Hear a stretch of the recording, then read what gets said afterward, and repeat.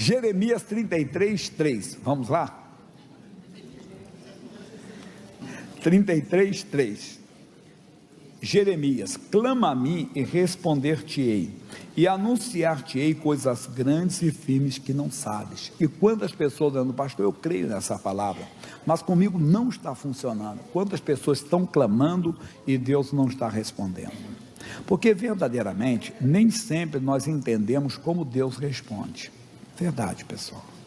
Às vezes Deus não responde como nós pensamos que Ele iria responder. O pessoal conta um caso que o homem estava morrendo afogado. Vocês já ouviram isso várias vezes, né? Só ilustração só, não é piada não, só para você entender como é que Deus responde. Esse homem estava morrendo afogado e ele clamou: Senhor, envia o socorro, Senhor, o meu socorro vem de ti, o meu socorro vem do Senhor. Ele acabou de falar, chegou uma pessoa de barco. Ele olhou: obrigado, meu socorro vem do Senhor. Veio logo depois um surfista: vamos na plancha. Ele disse: não, meu socorro vem do Senhor. E aí veio um homem, veio o helicóptero da defesa civil, jogou a corda para ele, disse: meu socorro vem do Senhor. Ele morreu, chegou no céu e disse: Deus, eu não entendo, eu pedi o socorro, por que o Senhor não enviou? Ele disse: eu enviei o barco, o surfista, enviei o helicóptero. E às vezes nós também não entendemos como é que Deus responde.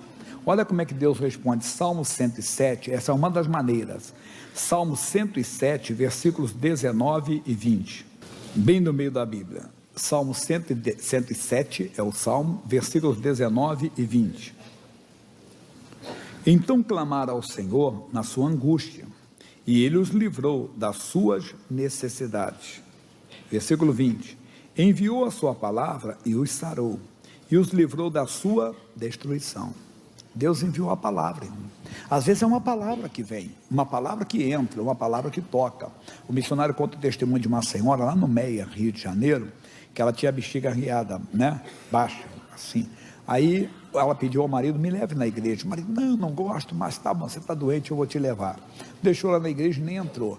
Naquele dia o missionário estava pregando e ele falou: olha, a Bíblia diz: entrai pelas portas dele com louvores. E ela ficou pensando: como entrar pelas portas, se Jesus é a porta? E ele explicou: mas é aquela palavra que Deus fala, é aquela palavra que vem, e naquela palavra está a sua cura, naquela palavra está a sua bênção. Se Jesus, então aqui está a minha cura. E colocou a mão assim em cima. Quando voltou no médico, o marido não queria levá-lo de novo. Tá bom, você está doente, eu tenho que te levar. Marido meio encrenqueiro. Quando chegou lá, o médico examinou, falou com o marido, disse: olha, o que houve aqui eu não sei, mas a bexiga dela é de uma menina, de uma mocinha, a bexiga dela está completamente restabelecida. É uma palavra. Olha o que diz aqui o apóstolo Paulo aos Coríntios, 1 aos Coríntios 1:18, Novo Testamento. Fica atento. 1 aos Coríntios 1:18 diz: porque a palavra da cruz é loucura para os que perecem. Vamos lá, pessoal? Mas para nós que somos salvos é o poder de Deus. A palavra que nós pregamos, a palavra que você recebe, que eu recebo, ela tem o poder de Deus para a nossa salvação, para a nossa cura, para a nossa libertação. Naquela palavra tem a bênção para a maternidade. Naquela palavra tem a palavra para a salvação do casamento, a palavra que vem para libertar, palavra que vem e mexe com você. Desculpe repetir tantos casos aqui, mas o caso do chinês, lembra? O chinês, empresário falido, arrasado, sem nada, estava ouvindo um pastor coreano pregar, e ele pregando disse, e Jesus disse: bom é o sal. Ele parou, o pregador não sabia o que Deus estava falando daquele homem, e no coração dele ele ficou: bom é o sal é bom, bom é o sal, eu vou vender sal. Foi trabalhar com sal e se tornou o magnata do sal. A palavra tem um poder com ela. Nem sempre a palavra vem como nós pensávamos, às vezes ela vem até em forma de puxão de orelha. Isso aconteceu com Josué. Vamos para Josué, capítulo 1, porque eu preguei essa mensagem o dia todo, mas com personagens diferentes, tá? Eu não preguei o Josué durante o dia, não. Capítulo 1, versículo 10, capítulo 7, desculpe, capítulo 7, versículo 10. O Josué estava chorando diante dele, perguntando: Deus, por quê? Por que o Senhor nos fez passar o Jordão? O Josué tinha sofrido uma derrota. Ele tinha acabado de ter uma grande vitória, uma grande conquista. Ele teve uma derrota para uma nação muito pequena, chamada Ai, tão pequena quanto o nome. E o Josué chorando diante de Deus, falou: Deus, por quê? Por que Deus? O Senhor nos fez passar o Jordão? O Senhor vai nos envergonhar? O que as pessoas vão dizer do teu nome? E Deus então respondeu para ele e disse: então disse o Senhor a Josué, fique atento ao que Deus está falando, ao que a palavra de Deus diz, o que a palavra de Deus fala. Levanta-te, porque estás prostrado assim sobre o teu rosto. Israel pecou, e até transgrediram o meu concerto que lhes tinha ordenado, e até tomaram do anátema, e também furtaram, e também mentiram, e até debaixo de sua bagagem o puseram. Pelo que os filhos de Israel não puderam subsistir perante os seus inimigos, viraram as costas diante dos seus inimigos, porquanto estão amaldiçoados. Não serei mais convosco, se não desarraigardes o anátema do meio de vós. Coisa séria, pessoal. Isso aqui é para mim, é para você. Às vezes estamos orando, tem alguma coisa que Deus condena. Anátema é coisa que Deus condena, é coisa amaldiçoada. O Acã, ele pegou, quando ele entrou em Jericó, a maioria com essa história, ele se apropriou de uma capa babilônica e de um pouco de ouro, e uma quantia de ouro e de prata, e escondeu na tenda dele, ninguém sabia. Mas a Bíblia diz que o pecado vai aparecer, o pecado vai nos condenar. Então, quando Deus dá uma palavra para mostrar que tem pecado, é para a pessoa não ser condenada. E às vezes ficamos chateados. Numa certa igreja, um pregador, entenda, ele tinha cometido um erro, coisa boba, não é? Há muitos anos atrás. Anos depois, perguntaram: mas não foi esse fulano que fez isso, Coisa boba, negócio de...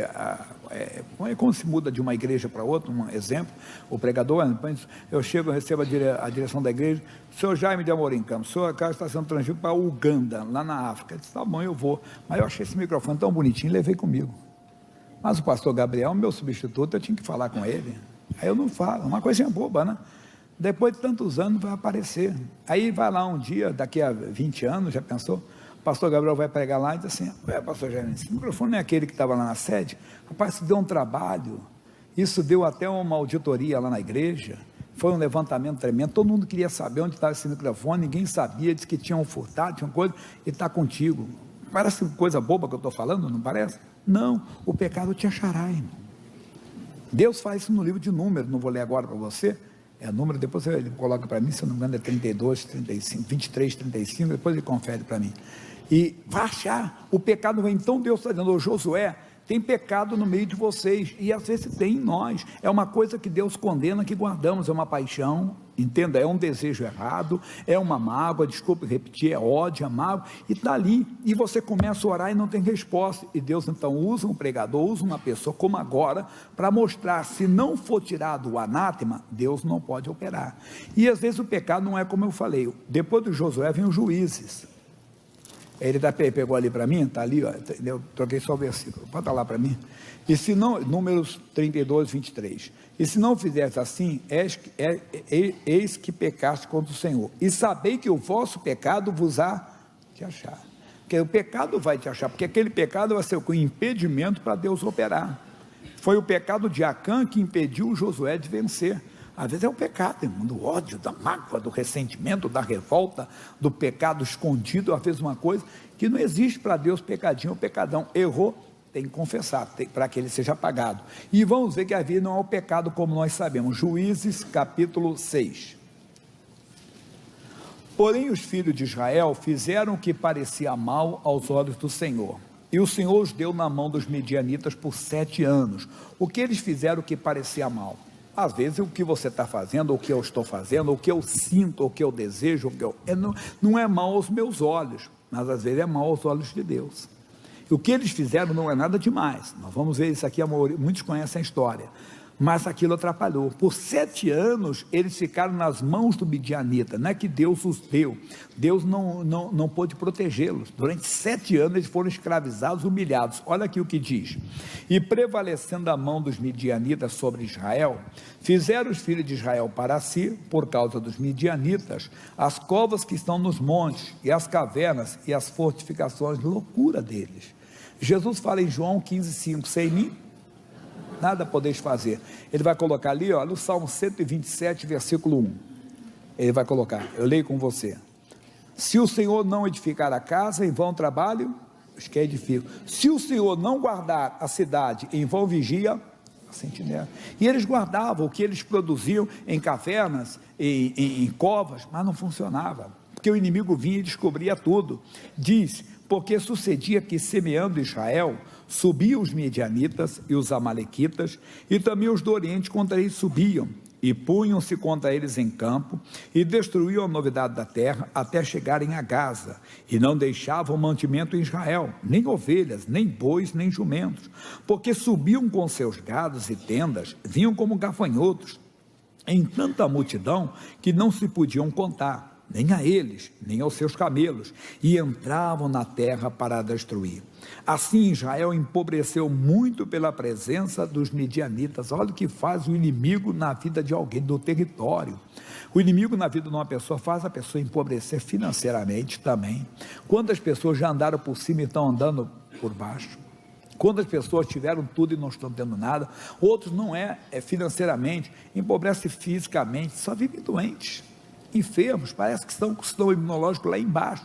Outros moralmente vivem tropeçando, caindo, pessoa pobre, entenda, quer dizer, não tem resistência, não tem como resistir ao inimigo. E outros espiritualmente já oraram, falavam na língua dos anjos, cantavam em línguas estranhas, faziam verdadeiros poemas para o Senhor, mas hoje estão frios, chegam até a criticar: eu era meio fanático, eu estava muito crente demais. Não, você que está crente de menos agora, devia estar crente, melhor estar crente demais. Não tem mais, não estou lendo a Bíblia, não tem, às vezes o que está acontecendo, falando: você já assistiu um filme tal? Já viu tal? O quê? Verdade, mas todo mundo está falando assim, sou evangélico, né? O que está acontecendo no mundo evangélico? Como no nosso caso agora, podemos falar: puxa, você assistiu aquele filme agora da vida de Cristo? Não me interessei, não sei o quê. E a pessoa está esfriando, pobre espiritualmente, está perdendo. Não é pobre de espírito, como Jesus falou, que o pobre de espírito é aquele que está sempre dependendo de Deus. Esse é bom, é bem-aventurado. Não é aquele que empobreceu porque não quis mais as riquezas da glória de Deus. Aí vem aqui a nossa mensagem. Assim Israel empobreceu muito por causa dos midianitas. Então os filhos de Israel clamaram ao Senhor, e sucedeu que, clamando os filhos de Israel ao Senhor por causa dos midianitas, não é porque eles queriam Deus, não. É como eu e você, às vezes nós clamamos muito porque a barriga está doendo, clamamos porque o bolso está vazio, mas se passar aquela luta, nós não clamamos mais. Não, nós devemos sempre ter comunhão, não clamar sempre a mesma coisa, mas clamar pela presença de Deus, pelo um crescimento espiritual, pelo um avivamento na família, pelo um avivamento na nação, não é verdade? Por uma mudança na nação, sempre teremos motivo de clamar, de estar diante de Deus por algum motivo, por alguma coisa. Mas eles clamaram por aquilo ali, eles não queriam comunhão, mas Deus é misericordioso. Lembra, o que vem a mim, de maneira alguma o lançarei fora. Ainda que você venha só para ser curado ou para ser abençoado, ele atende. Enviou o Senhor aos filhos de Israel um profeta, que lhes disse: assim diz o Senhor, Deus de Israel: do Egito eu vos fiz subir, e vos tirei da casa da servidão, e vos livrei da mão dos egípcios, e da mão de todos quando vos oprimiam, e os expeli de diante de vós, e a vós dei a sua terra, e vos disse: eu sou o Senhor vosso Deus. Não temais ao Deus dos amorreus, em cuja terra habitais, mas não destes ouvidos à minha voz. Pode estar acontecendo comigo, com você, em algum setor da nossa vida. Não é que estamos com medo, é que não estamos ouvindo a voz de Deus. É muito diferente. Não estamos ouvindo, porque se ouvisse, não teríamos medo, porque a Bíblia diz: não temas, porque eu sou contigo, não te assombres, porque eu sou teu Deus. E eu creio que Deus está comigo. Sempre gosto de explicar: não é pelo que eu sinto, não é pelo que eu vejo, é pelo que Deus diz, porque andamos por fé e não por vista. E ele diz: nunca te deixarei, nunca te desampararei. É verdade, o medo é uma praga. O Jó foi um homem muito de Deus. Domingo eu falei aqui do Jó o dia todo quase, que Deus falou a respeito do Jó para o diabo: observaste tu, meu servo Jó. Mas esse homem servo, o diabo entrou na vida dele, tirou todos os bens, tirou a família, destruiu, colocou doença do alto da cabeça à planta dos pés. Mas o Jó entendeu, e ele falou lá no livro de Jó, no capítulo 3, o Jó está antes dos Salmos, capítulo 3, versículos 25 e 26. Eu já preguei várias vezes, mas o que Deus vai falar conosco, está falando hoje, no versículo 26, vai ser tremendo. Mas vamos começar no 25. O Jó diz no 25, porque o que eu temia, me veio, o que eu receava, me aconteceu. Amigão, irmãzinha, o medo é uma porta aberta. Eu falei já várias, tenho falado aqui constantemente, tem gente que tem medo de viver. Verdade, medo de ser feliz. Não, porque na minha família, pastor, tem muito caso de separação, então para que eu vou casar para me separar também? Que negócio é esse? Não tem esse negócio. Não, mas tem uma maldição hereditária na minha família. Não existe isso. Não existe, não existe. Não existe, não existe. A Bíblia diz que a alma que pecar, essa morrerá. Não, mas o que acontece? Porque não fazem a obra de Deus. Jesus passou por um certo lugar e encontrou um homem cego de nascença, lá em João 9, não precisa ler agora.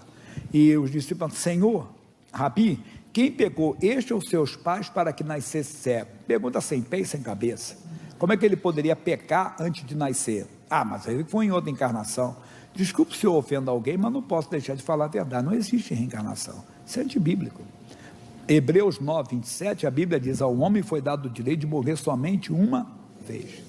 Tem duas pessoas, uma senhora que sempre escreve para mim tudo, me chama assim, PJ, pastor Jaime, me chama de PJ.